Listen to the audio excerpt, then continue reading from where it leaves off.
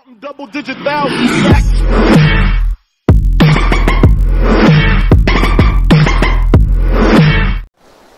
Hey, what is up guys, Expenciv Gaming here, bringing you guys another video. In today's video we're going to be playing some Playerunknown Battlegrounds, and I'm going to be giving you guys my top 10 tips for beginners, and also advanced players might pick up some tips along the way. I just want to quickly apologise for not uploading the last couple of weeks. I've been busy with work and studying, but I've gone and brought myself a brand new PC, and it's running an i7 core and a 1080 GeForce graphics card, so I'm going to be able to bring you guys high quality content. And yeah, so if you want to see more of that, just stay sub to my channel and you'll see a lot more content of Playerunknown and also other first person shooters and RPGs. But without further ado, let's get into my tips. So this is my first tip. It's always close doors when you first come into a building, especially when you've just jumped off the plane, because people therefore won't know you're in there and they'll just rush in without their guns up looking to go loot. And then you can come straight in because you'll hear the door open or you'll hear their footsteps, just like this guy's done here. I shut the door so he thought no one was, no one had been in it to loot. He thought there'd be guns, so he just going straight into the gun. But I heard him, knew he was there, and then got the kill. Also picked up the kill on his, the other lady there who took on the same bloke that I was shooting at. But that was all because I shut the door, because I heard it open, I heard the footsteps, and he was not aware with his guns up / fists up, whatever he had. I don't think he had any guns, but he just wasn't ready because he thought the building hadn't been looted. So that's a simple reason as to why you should close the doors. So yeah, the next tip is to do with Red Bulls. You might be wondering, when your health is at about 75, 3/4 of the way, the bar down the bottom there, if it's not going up when you're trying to pop an energy drink, you might be wondering, well, what's going on? It's actually because energy drinks are the only things that will bring your health up past 75. Like if you go to use a bandage right now, if I was to use a bandage, it wouldn't bring my health up anymore. Same with the first aid kit that I've got in my inventory. The energy drink is the only thing that will do that. Oh no, sorry, also a painkiller will as well. But a painkiller also gives you a speed boost. So it's not a bug, guys, it's just one of the ways the games work. So if you're at 75 health, Red Bull or a painkiller is the way that you're going to get your health fully maxed out. My third tip, and it's a real big one, is footsteps. This is a survival game, so footsteps are a big thing. If you're in a building downstairs, you'll clearly hear someone upstairs, so turn your headset right up. It'll give you a massive advantage. It's saved me many times, and just make sure that you're just always listening in for them, because it's yeah, like I've said before, it's a big deal and they will save your life. So footsteps, guys, remember that. I'll get it in your head. Footsteps, footsteps, footsteps. Just don't forget it. Alright, my fourth tip is to wait before looting. So like I done there, you might have saw when I shot the guy in the white and he ran up, and then I also killed the lady. Once she killed him, I didn't run straight up to the brown boxes and start looting them. I never do that for a personal reason. It's because someone might have heard that and been attracted to the gunfire, and whilst you're looting they could just come up and kill you. So I always wait a bit, try like go into the house like I did, and I looked in the window and sort of see if anyone was coming round, see if anyone got attracted. No one did. Gave it a good 30 seconds to a minute, no one came, so I went and looted it.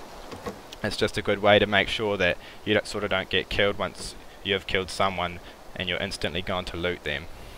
So my fifth tip is to always drop on the edge of the map, especially if you're new to the game. I've sort of stopped doing it now, but if a good way to start and a good reason is to drop on the edges, because obviously if you drop right at the start of the plane, people are only going to be in front of you and no one's going to be behind you. Not like theoretically, but on the size of the map you just need to move forward, and that's where the people are going to be. Whereas if you dropped in the middle, people are going to be all around you pretty much. So you either drop on the end, at the start of the map, or at the end of the map, so people are either going to be behind you or the front of you. So my sixth tip is to pull the character down when you're jumping off the plane. So push W, or if you're on PlayStation or Xbox, hold down on the control pad and you'll start and just face your character directly down, because you'll drop quicker. A lot of people I see just don't actually push hard down, and they move down a lot slower than you. So obviously the faster you get to the ground, the quicker you can loot buildings, the more advantage you have against the other 100 players in the game. My 7th tip is about the parachutes once again, and jumping off the plane. You might be wondering how it sometimes automatically pulls your parachute at random times. The reason for that is it will automatically pull the parachute earlier if you're dropping on top of a mountain. So if you're dropping onto, say, a flat piece of ground, your parachute will pull later, so therefore you'll get to the ground quicker. So if you're dropping on a mountain, then like I just said, you're going to pull your parachute earlier, you're going to be higher in the sky, and you're going to get to the ground slower, which is where the buildings are, unless the buildings are on the mountain. But it's actually just something that I've googled up on, and it's the reason that your parachute will just randomly pull at random times. So that's the 7th tip. My 8th tip is to always, when you're looting, go into inventory mode. Don't just say there was like a gun around on the ground and some ammo and a band-aid. Don't run up and just press F and then press F and then press F and then press F on all of them. Go up to them, crouch down, go into your inventory, and it will tell you what's on the ground, and then you can just drag that straight onto your character. So that saves you time. Instead of going into the animation 4 times to pick up the stuff, you'll be able to just drag it straight over from the ground into your inventory, therefore saving you time looting, and having your awareness back into the game as soon as possible.